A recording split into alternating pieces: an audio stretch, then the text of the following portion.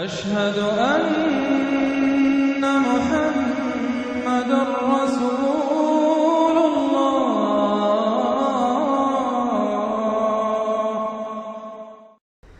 سورۃ القلم، اب یہ جو ہے سورہ ملک یہ منفرد ہے، جیسے سورہ قاف اس مجموعے میں منفرد تھی، باقی وہ 6 صورتیں جوڑوں کی شکل میں تھی۔ یہاں یہ کہ 3 سب گروپس آئیں گے، ایک منفرد 2 جوڑے، اب یہ جوڑے والی شکل ہے سورۃ القلم، اور پھر دوسری سورۃ الحاقہ۔ حاقہ میں آپ دیکھیں گے کہ انباء الرسل والی بات زیادہ نمایاں ہوگی، اور اس میں اس طرح کی کوئی بات نہیں۔ لیکن یہ سورہ نون اس اعتبار سے بہت اہم ہے کہ ابتدائی دعوت کا انداز جو محمد الرسول اللہ کا ہے وہ اس میں آیا ہے۔ اور ایک خیال یہ بھی رکھیے کہ اس کی پہلی 7 آیات کے بارے میں یہ خیال ہے بہت سے حضرات کا، جن میں میں بھی شامل ہوں، میں ان سے متفق ہوں، کہ یہ دوسری وحی ہے جو حضور پر ہوئی ہے۔ اس لیے کہ جو پہلا جب آپ نے آ کے بتایا مجھ پر وحی آئی ہے، فرشتہ آیا تھا، تو پہلا تاثر جو لوگوں کا تھا وہ یہی تھا کہ معلوم ہوتا کہ دماغی توازن ٹھیک نہیں رہا، یہاں کہیں کوئی جن آ گیا ہے، آصف آ گیا۔ وہ جنات سے واقف تھے، فرشتوں سے واقف ہی نہیں تھے، تو کوئی جن ہے، کوئی بدروح ہے، وہ آ کر ان پر سوار ہو گئی ہے۔ اچھے بھلے آدمی تھے، تو ایک ہمدردانہ انداز میں بھی کہا گیا، اور جو لوگ مخالفین تھے، ہر شخص کے ہوتے ہیں، انہوں نے اس کو ایک دوسرے انداز میں بھی بیان کیا۔ اس کا حضور پر فوری طور پر جو ہے، دیکھیے ابتدائی طور پر جب تجربہ ہوتا ہے تو اس کا صدمہ بہت شدید ہوتا ہے۔ یہی جو کل تک میرے قدموں میں اپنی نگاہیں بچھا رہے تھے، آج مجھے دیوانہ کہہ رہے ہیں، یہی لوگ، میں تو ان کی آنکھوں کا تارا تھا۔ تو صدمہ بھی شدید تھا۔ اس صدمے میں یہ آیتیں اتری ہیں حضور کی دلجوئی کے لیے۔ بسم اللہ الرحمن الرحیم، نون والقلم وما یسطرون۔ یہ آخری اور تیسری صورت ہے جو ایک حرف سے شروع ہوئی ہے، نون سے۔ سورہ قاف، سورہ صاد ہم پڑھ چکے ہیں۔ قسم ہے قلم کی اور جو کچھ یہ لکھتے ہیں، یعنی جو بھی انسان کا علمی ذخیرہ آج تک کا ہے وہ اس پر گواہ ہے۔ کس پر؟ ما انت بنعمت ربک بمجنون، کہ اے محمد آپ اپنے رب کے فضل و کرم سے مجنون نہیں۔ بھلا مجنون ایسے ہوتے جنہوں نے کہا جھک ماری، جنہوں نے کہا حماقت کا ثبوت دیا۔ ایسی پاک اور صاف زندگی، ایسی طہارت والی زندگی، پاکیزگی والی زندگی، ایسے بلند اخلاق، ما انت بنعمت ربک بمجنون، آپ ان لوگوں کے کہنے کا آپ اتنا اثر نہ لیجئے، آپ اپنے رب کے فضل و کرم سے کوئی مجنون نہیں ہے۔ وَإِنَّ لَكَ لَأَجْرًا غَيْرَ مَمْنُونٍ، اور یقیناً آپ کے لیے تو وہ اجر ہے کہ جو غیر منقطع ہے، جس کا سلسلہ کبھی ختم ہی نہیں ہوگا۔ وَإِنَّكَ لَعَلَىٰ خُلُقٍ عَظِيمٍ، اور آپ تو ہیں خلق عظیم کے اوپر فائز ہیں۔ معراج انسانیت پر تو حضور پہلے ہی فائز تھے۔ یہ تو معراج نبوت و رسالت ہے جو اب شروع ہو رہی ہے۔ معراج انسانیت پر تو محمد رسول اللہ اپنے اخلاق، اپنے کردار، اس کے اعتبار سے معراج انسانیت پر تو پہلے سے۔ انک لعلی خلق عظیم، بڑے اعلیٰ اخلاق اور بڑے اونچے کردار پر آپ ہیں۔ فستبصر ویبصرون، دیکھیے کیسے جیسے کہ کوئی بڑا چھوٹے کو سمجھاتا ہے۔ دیکھیے آپ ایسی فکر نہ کریں، ان قریب آپ بھی دیکھ لیں گے اور یہ بھی دیکھ لیں گے، بالکل کھل جائے گی بات۔ بِأَيِّكُمُ الْمَفْتُونُ، کہ آپ دونوں میں سے کون تھا کہ جو فتنے میں مبتلا ہو گیا تھا، محمد ابن عبداللہ ابن عبد المطلب، یا یہ جو کہہ رہے ہیں کہ یہ پاگل ہو گئے یا ان کو جنون کا عارضہ ہو گیا؟ کون بچل گیا تھا، کون فتنے میں آ گیا تھا؟ ان ربک هو اعلم بمن ضل عن سبیلہ، یقیناً تیرا رب خوب جانتا ہے کون اس کی راہ سے بھٹک گئے ہیں، وہو اعلم بالمہتدین، اور وہ ان کو بھی جانتا ہے جو ہدایت پر ہیں۔ اللہ آپ جو کچھ کر رہے ہیں اللہ دیکھ رہا ہے۔ یہ 7 آیات ہیں کہ جو بہت سے حضرات کے نزدیک دوسری وحی ہیں جو محمد رسول اللہ پر ہوئی ہے۔ اس کے بعد جو آ رہا ہے یہ ایک بہت اہم مضمون ہے۔ ظاہر بات ہے کہ شروع ہی کی اور وحی ہیں جو جوڑ دی گئی ہیں، یہاں پر 7 صورت بنائی گئی ہے۔ فَلَا تُطِعِ الْمُكَذِّبِينَ وَدُّوا لَوْ تُدْهِنُ فَيُدْهِنُونَ، اے نبی آپ ان جھٹلانے والوں کی باتوں پر دھیان نہ دیجیے گا، ان کے مشوروں کے پر توجہ نہ کیجیے گا، ان کی باتوں میں نہ آ جائیے گا۔ یہ تو چاہتے ہیں کہ ذرا سے آپ ڈھیلے پڑیں وہ بھی ڈھیلے پڑ جائیں۔ باطل جو ہے، باطل دوئی پسند ہے، حق لا شریک ہے۔ شرکت میں آنا ہے، حق و باطل نہ کر قبول۔ باطل تو ہمیشہ کمپرومائز کرنا چاہتا ہے حق کے ساتھ، بھائی کچھ میری مان لو، کچھ میں تمہاری مان لیتا ہوں۔ باطل ہمیشہ چاہے گا کمپرومائز کرے گا، شروع میں نگیٹ کرے گا، نفی کرے گا، پھر دیکھے گا یہ تو تگڑے ہیں، جمے ہوئے ہیں، پھر کمپرومائز کرے گا۔ لیکن اے نبی اس دام سے بچیے، اس جال سے بچیے فلا تطع المکذبین ودو، وہ چاہتے ہیں کہ ذرا آپ ڈھیلے پڑے، لو تدہنوا، مداہنت اسی سے بنا ہے، مداہنت کرنا، آپ ذرا مداہنت سے کام لے تو یہ بھی ڈھیلے پڑ جائیں۔ ولا تطع کل حلاف مہین، اب یہ خاص طور پر بعض یوں سمجھیے لوگ تھے، ولید بن مغیرہ بھی، اس کی قبیل کے کچھ اور لوگ بھی تھے، ہم یہ نہیں کہہ سکتے کہ یہ پرٹیکولرلی کس کے بارے میں ہے، زیادہ خیال ولید بن مغیرہ کے بارے میں ہے، اور یہ بڑے سخت الفاظ اب آ رہے ہیں۔ ولا تطع کل حلاف مہین، مت مانیے ان کی بات جو بہت قسمیں کھانے والا ہے لیکن بہت ہی گھٹیا آدمی ہے، مہین۔ جو آدمی گھٹیا ہوتا ہے وہ در حقیقت پھر اپنی بات میں وزن پیدا کرتا ہے، اپنی شخصیت کی کا جو ہلکا پن ہے اس کو کمپنسیٹ کرتا ہے قسمیں کھا کھا کے۔ کل حلاف مہین، جو بہت قسمیں کھا کھا کر آپ کو اپنے خلوص کی اور اخلاص کی اور خیر خواہی کا یقین دلاتا ہے، لیکن وہ خود نہایت بے قدر انسان ہے۔ حماز مشاء بنمیم، رو در رو تانے بھی دیتا ہے اور چغلیاں کھاتا پھرتا ہے، چلتا رہتا ہے چغلیوں کے ساتھ۔ مناع للخیر معتد اثیم، خیر سے روکنے والا ہے، خود حد سے بڑھنے والا ہے، گناہ گار ہے۔ عتل بعد ذلک زنیم، اجڑ ہے، گوار ہے، اور یہ کہ اس کے بعد بدنام بھی ہے۔ یہ بھی تھا لوگوں کے اندر مشہور کہ وہ ولد الزنا ہے۔ ان کان ذا مال و بنین، صرف اس گھمنڈ کی بنیاد پر کہ ہم نے اسے مال بھی دے رکھا ہے، مالدار ہے اور بیٹوں والا ہے۔ بیٹے تو کیسے کیسے اللہ نے دیے تھے، خالد بن ولید اسی کا بیٹا ہے نا، سیف من سیوف اللہ، ولید بن مغیرہ۔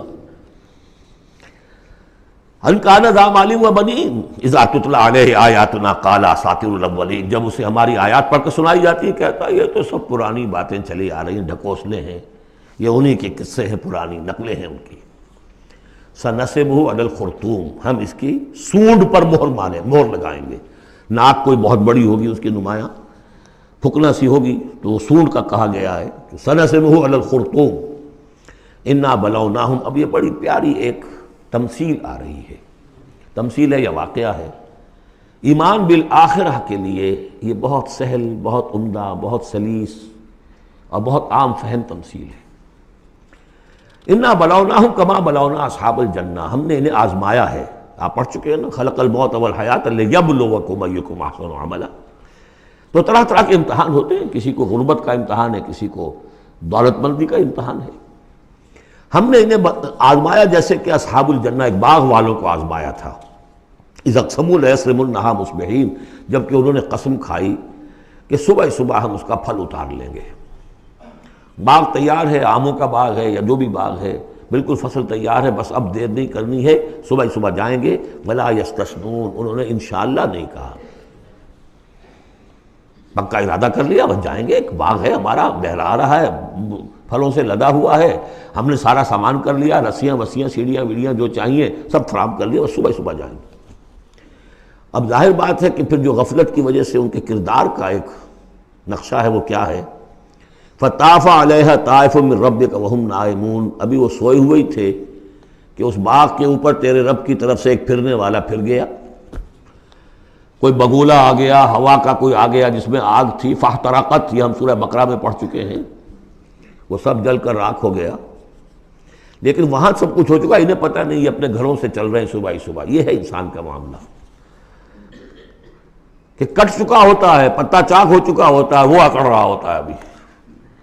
جسم کے اندر کینسر نے جڑیں جما لی ہیں اور اس کی کمر ابھی بھی اکڑی، وہ تو پتہ ہی نہیں کہ کینسر جو ہے جڑیں جما چکا ہے، وہ تو ابھی کبھی ڈائگنوز ہوگا تو کہیں گے کہ ارے یہ تو سب کا پورا جسم میں پھیل چکا ہے۔ یہ غفلت رہتی ہے انسان میں۔ وہاں باغ اجڑ چکا، ان کا حال کیا ہے، فاصبحت کالصریم، وہ باغ تو ایسا ہو گیا جیسے پھل ول اتر ہی گیا اس کا۔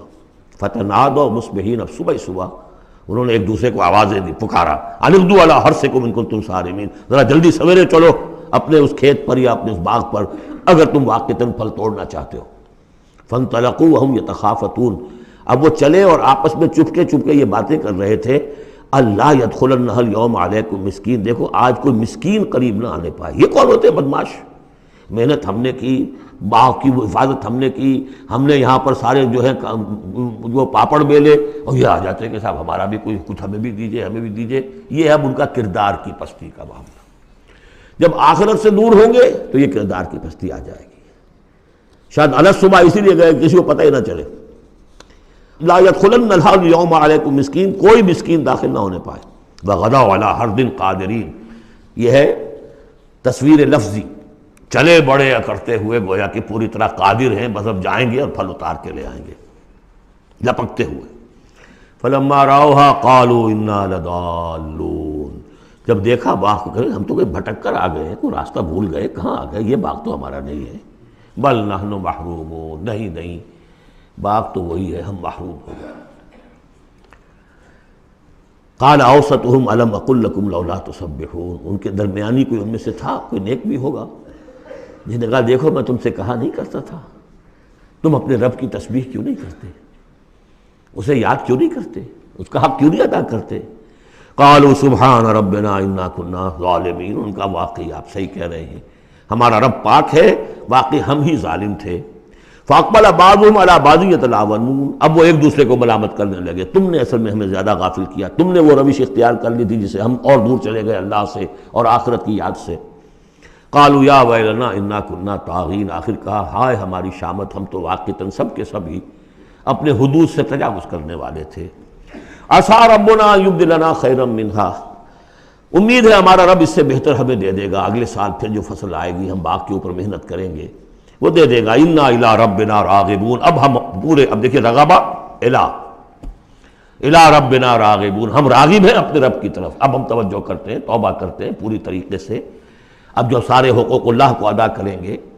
عسى ربنا يبدلنا خيرا منها انا الى ربنا راغبون، الہ کے ساتھ رغبت یہ ہے وَمَنْ يَرْغَبُ عَنْ مِلَّةِ إِبْرَاهِيمَ إِلَّا مَنْ سَفِهَ نَفْسَهُ، یہ ہم پہلے پارے میں پڑھائے تھے. لفظ ایک ہے رغبت، الہ کے معنی کچھ اور ہے اور ان کے معنی کچھ اور ہو جائے گا، بالکل برعکس. اب جو اصل جملہ آیا ہے یہ ہے جسے ہم جب کہانیاں پڑھتے تھے کہ یہ کہانی ہے، this is the moral lesson of this story. Moral lesson کیا ہے؟ کذالک العذاب ولعذاب الآخرۃ اکبر لو کانوا یعلمون، اس طرح آتا ہے عذاب، اور یہ تو بڑا چھوٹا سا عذاب ہے. دنیا میں محنتیں ضائع ہو گئی ایک سال کی، اگلے سال توقع ہے کہ شاید دوبارہ توبہ کر لو، رجوع کر لو اور اللہ کا بھی حق ادا کرو، اللہ پوری تمہیں فصل دے دے. آخرت کے عذاب وہ ہے بہت بڑا، ایک دفعہ جب آنکھ کھلی گل کی تو موسم تھا خزاں کا، اور پھر واپس لوٹنے کا کوئی امکان نہیں، پھر توبہ کی کوئی شکل نہیں. کذالک العذاب ولعذاب الآخرۃ اکبر لو کانوا یعلمون، کاش کہ انہیں معلوم ہو. ان للمتقین عند ربہم جنات النعیم، اس کے برعکس جو اب متقی بندے ہیں ان کے لیے ان کے رب کے پاس نعمت والے باغات ہیں. افنجعل المسلمین کالمجرمین، کیا ہم اپنے فرما برداروں کو مجرموں کے برابر کر دیں گے؟ یعنی اگر باعث بادل موت نہیں ہے تو پھر تو مجرم اور مسلم برابر ہو گئے. ایک نظم شاید آپ نے بھی پڑھی ہو، ڈیتھ دی لیولر، موت تو آ کر سب کو برابر کر دیتی ہے. چاہے کوئی محل میں رہتا تھا بہت اور وہ بڑے گدیلے نرم مخملی، اور خواہ کوئی چٹائی کے اوپر یا ننگی زمین کے اوپر کہیں سوتا تھا اینٹ اپنے سر کے نیچے رکھ کر، موت کے بعد تو سب کا ایک ہی حشر ہے، ڈیتھ دی لیولر. لیکن ڈیتھ دی لیولر اگر اخلاقی لیول پر بھی ہو تو بڑا ظلم ہے. افنجعل المسلمین کالمجرمین ما لکم کیف تحکمون، تمہیں کیا ہو گیا ہے، تمہاری مت ماری گئی ہے، کیسا حکم دے رہے ہو، کیسی رائے بنا رہے ہو؟ دنیا میں کوئی حکومت ہوتی ہے جو اپنے باغیوں کو اور وفاداروں کو برابر رکھے؟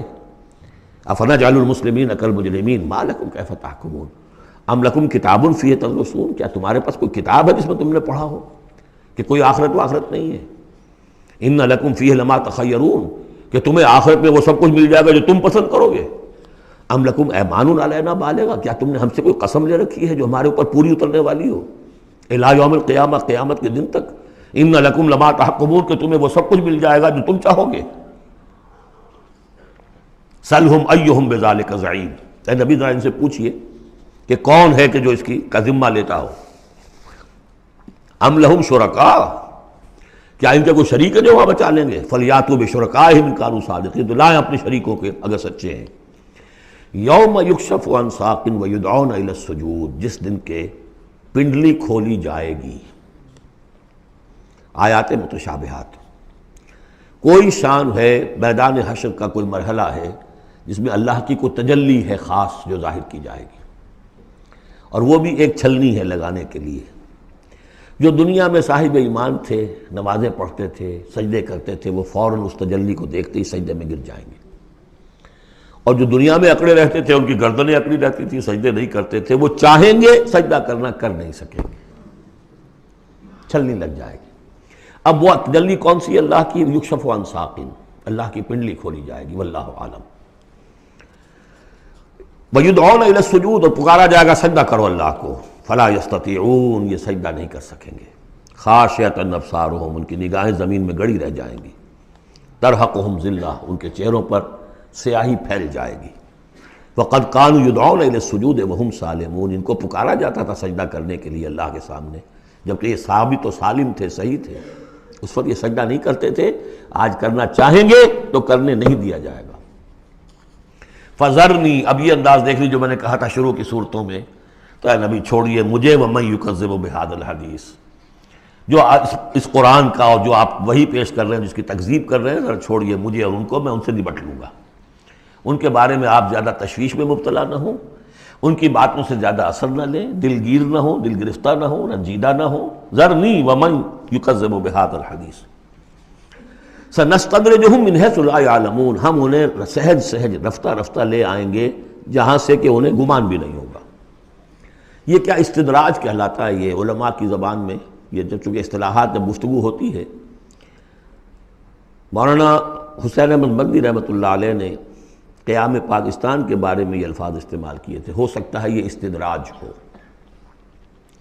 استدراج کیا ہوتا ہے کہ کوئی شخص غلط کار ہے، غلط راستے پر جا رہا ہے، اور کوئی اس کو اللہ تعالیٰ اور نواز دیتا ہے، وہ سمجھتا ہے میں تو بڑا کامیاب ہوں، پھر اور اپنی غلطی کے اندر بڑھتا چلا جا رہا ہے، بڑھتا چلا جا رہا ہے، بڑھتا چلا جا رہا ہے، پھر ایک ہی جھٹکا ہوتا ہے اور اللہ کام ختم کرتا ہے۔ استدراج ہے درجہ درجہ، درجہ بدرجہ، اور اس کی رسی ڈھیل دے کر، اور اسے دنیا میں کامیابیاں دے کر، تاکہ اور خوب سے باطن پورا ظاہر ہو جائے، اور وہ شدید سے شدید تر عذاب کا مستحق بن جائے، وہ استدراج ہے۔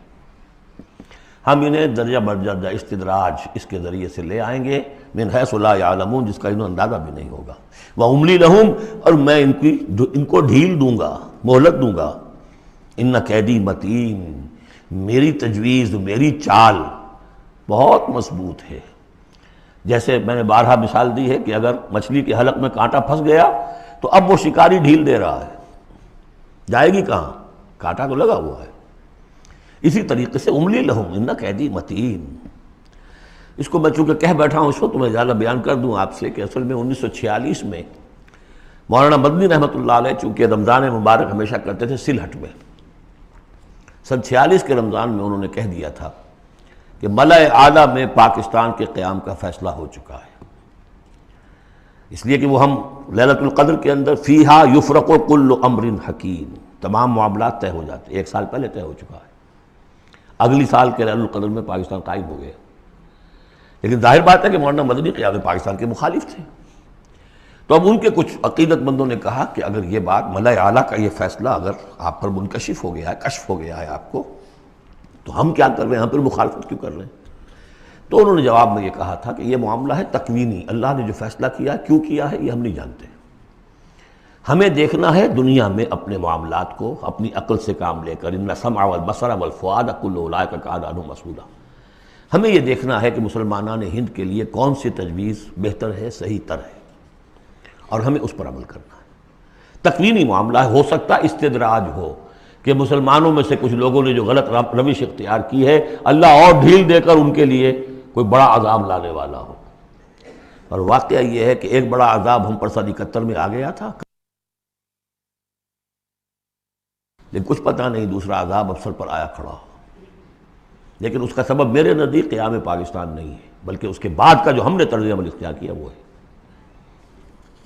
تو یہ استدراج کے حوالے سے میں نے یہ وضاحت کر دی۔ ام تسألہم اجرا فہم من مغرم مثقلون، یہ سورہ طور میں یہ آیتیں جو کہ تو آ چکی ہیں۔ اے نبی کیا آپ ان سے کوئی اجرت طلب کی ہے؟ آپ نے بل تو نہیں بہت بڑا دے دیا ان کو کہ میں نے اتنی تمہیں جو تبلیغ کی ہے تو یہ میرا بل ہے؟ ام تسألہم اجرا فہم من مغرم مثقلون، کہ اس کے تاوان تلے دبے جا رہے ہیں یہ۔ ام عندہم الغیب فہم یکتبون، یا ان کے پاس غیب کا علم ہے جسے یہ لکھ رہے ہوں۔ فاصبر لحکم ربک، اے نبی صبر کیجئے، اور یہاں صبر کے بعد لام ہے، لحکم ربک، انتظار کیجئے اپنے رب کے حکم کا۔ اور یہاں نوٹ کر لیجئے آگے آ رہا ہے حضرت یونس علیہ السلام کا معاملہ۔ ان سے بس یہی خطا ہوئی تھی کہ اپنی قوم کے کفر اور مخالفت اور عناد سے غصے میں بھر کر، حمیت حق کا غصہ تھا، غیرت حق کا غصہ تھا، اللہ سے کوئی غصہ نہیں تھا معاذ اللہ۔ یہ کچھ مترجمین ادھر چلے گئے، اللہ سے ناراض ہو کر ذہب مغاضبا معاذ اللہ معاذ اللہ معاذ اللہ۔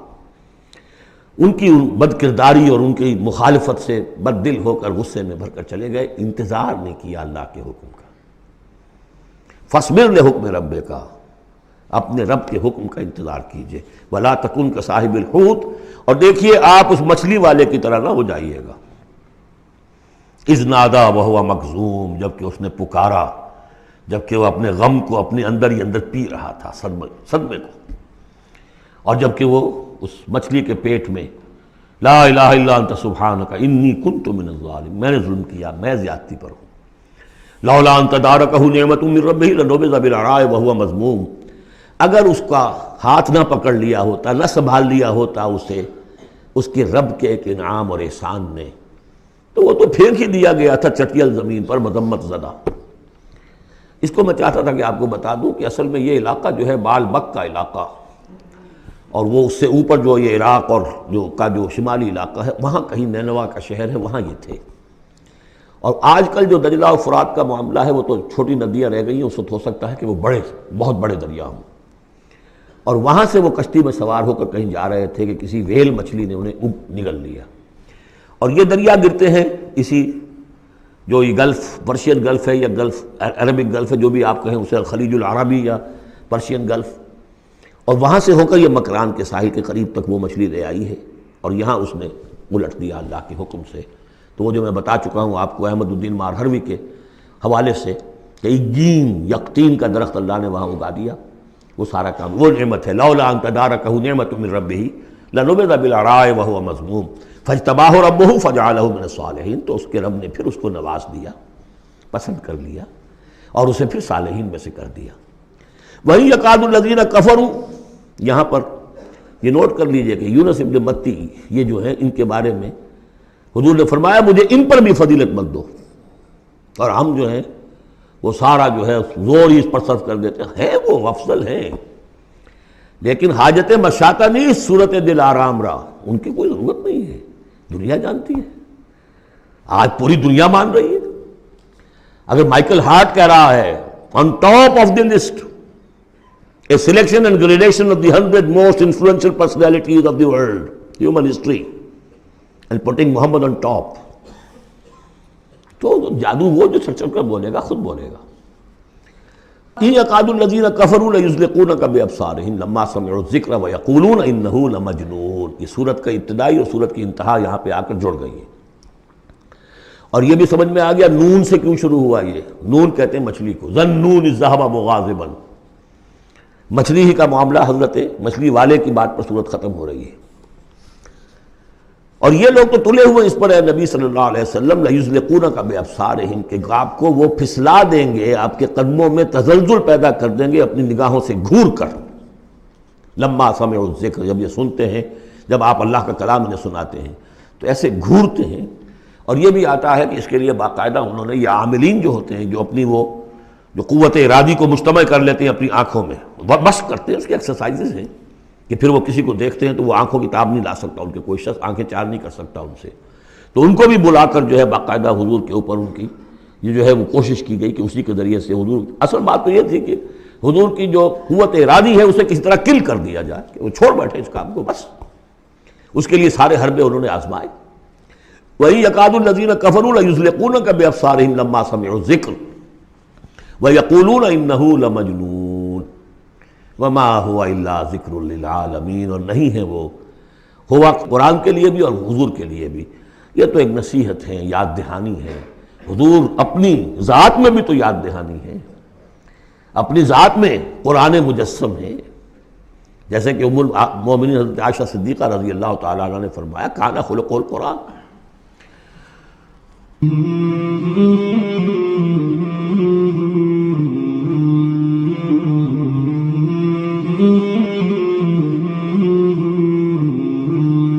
مولانا